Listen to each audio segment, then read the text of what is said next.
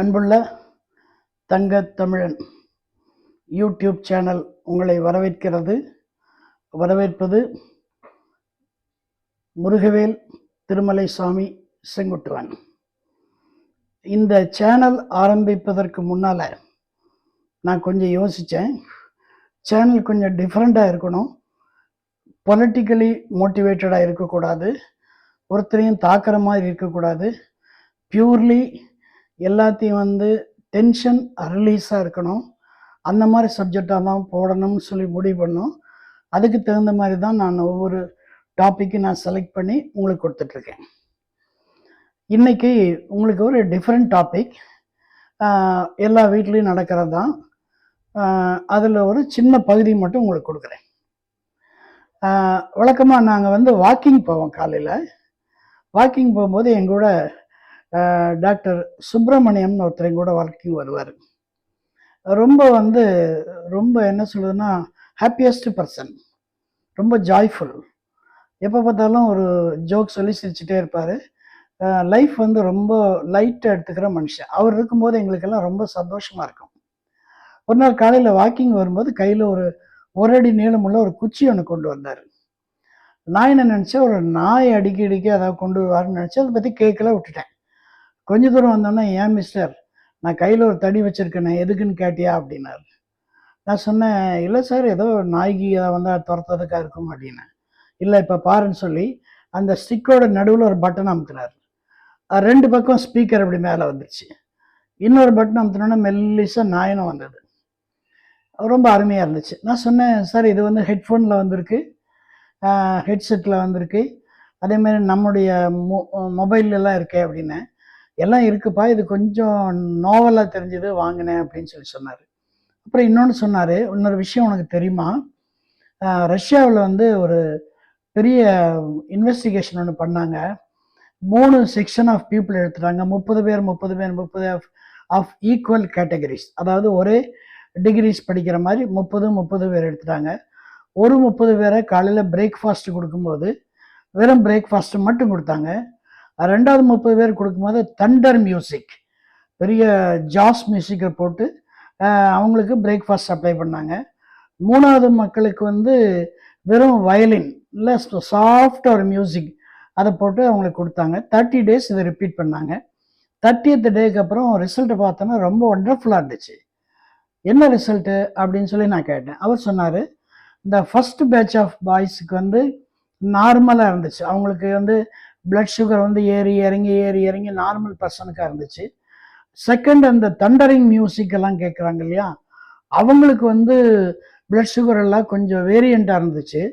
அது கொஞ்சம் ஜாஸ்தியாக இருக்க மாதிரி ஒரு அப்சர்வேஷன் கிடச்சிது. 3வது இருக்குங்கிட்ட பார்த்தா மெலோடிஸாக கேட்டாங்க இல்லையா, அவங்க பிளட் சுகர் லெவல் ரொம்ப நார்மலாக இருந்தது, மோர் தென் வாட் எக்ஸ்பெக்டட், அந்த மாதிரி இருந்துச்சு.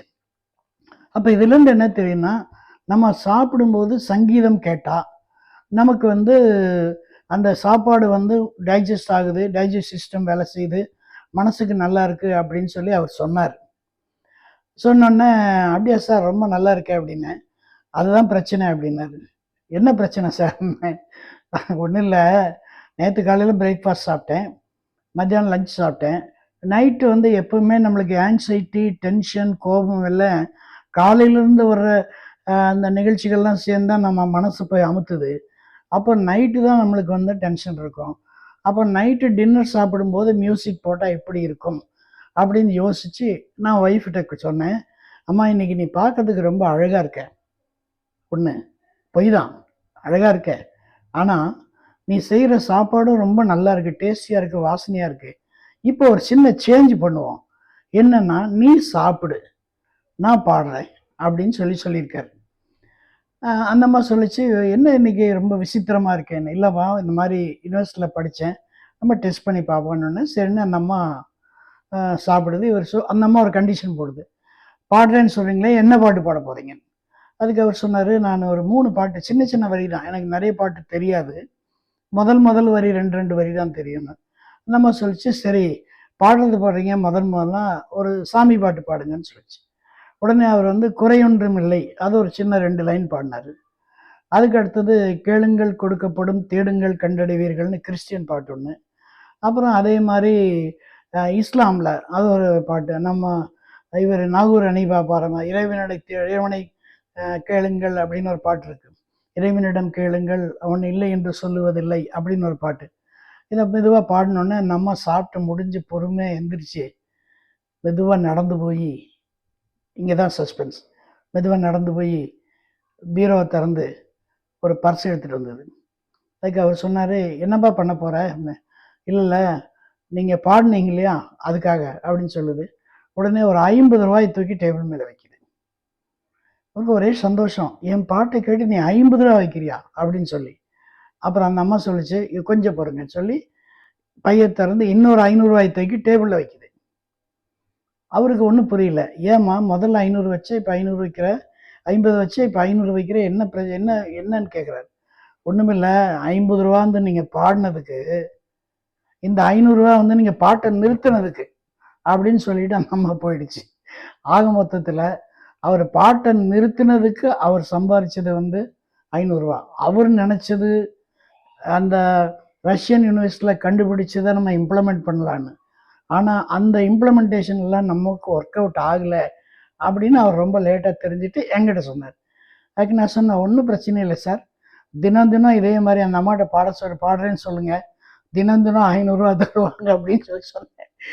அதுக்கு அவர் சொல்கிறாரு, இல்லை இல்லை அதுவும் சொல்லிட்டு போயிட்டா, இன்றைக்கி தான் ஃபஸ்ட்டு, இன்றைக்கி தான் லாஸ்ட்டு, நாளையிலேருந்து அந்த பாடுறேங்கிற வேலையெல்லாம் ஆகாதுன்னு சொல்லிட்டு போயிட்டா, அதனால் நடக்காது தம்பி அப்படின்னு சொல்லிட்டாரு. So this is life, this is life. இதை என்ஜாய் பண்ணணும். வாழ்க வளமுடன், வாழ்க வளமுடன், வாழ்க வையகம்.